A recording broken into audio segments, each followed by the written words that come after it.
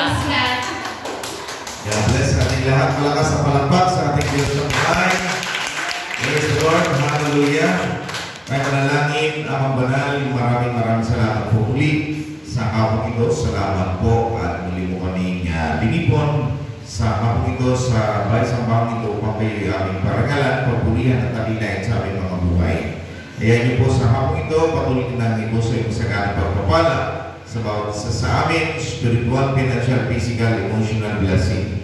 Maraming salamat po ang iyong banal na Espiritu na siya malayang kumilos at mangusap sa aming mga puso sa pamamagitan po ng iyong mga salita. Maraming salamat, Ama, sa iyong karangalan. In Jesus' name we pray.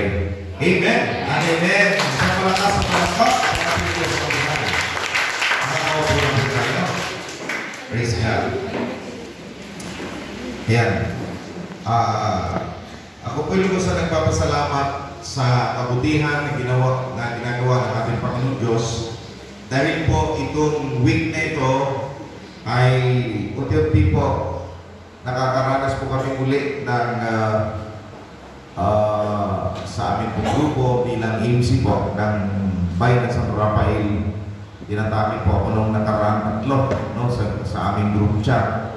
Pero nung una po, nung nakakingin po ako ay pati sekretary po namin naapektuhan ako. No? Pero nung nakaraan po, tinawanan ko na lang. Amen?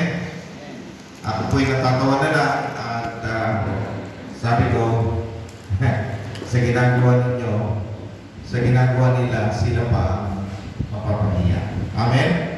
Kaya natutuwa po ako at kinongrats ako ng aming pong district coordinator at sabi niya, congratulations Pastor, hindi ka pumatol sa mga taong nagsasalita ng hindi maganda sa iyo. Kundi nagpapaliwanag ako ng maayos sa kanila at nagsusori pa ako sa kanila kahit sila yung mali. Amen? Okay. At dahil doon, sabi ng aming admin ng Kapitulyo, sabi niya, sino ba ang pinag-record natin?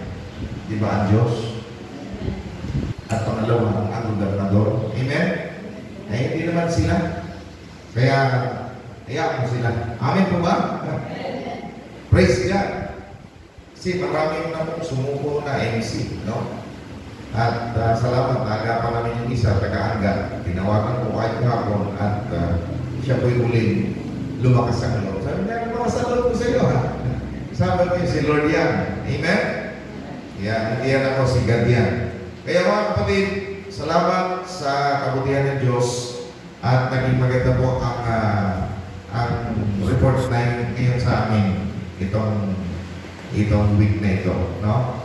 At naayos na rin po ang preno na sakit natin, ergo na lang po kulang. Amen? Kaya napakabuti talaga ng Diyos, hindi na ako kabato sa biyahe ngayon. Praise the Lord. At salamat po sa Panginoong Diyos, ating napakabuting Diyos.